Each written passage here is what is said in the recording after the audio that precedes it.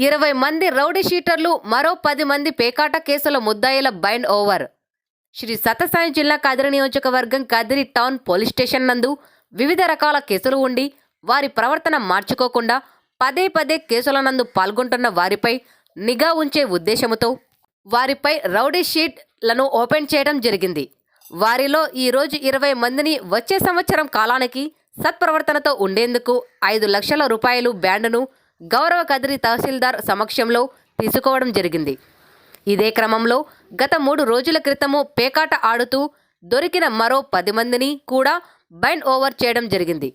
గతంలో bind over చేసినా కూడా నిబంధనలు ఉల్లంఘించి కేసుల్లో ఉన్న ఇద్దరిపైన 5 లక్షల రూపాయలు వసూలు చేయమని, లేని పక్షంలో వారిని చట్ట ప్రకారం జైలుకు పంపమని గౌరవ కదిరి తహసీల్దార్ గారి నివేదికను పంపడం జరిగినది.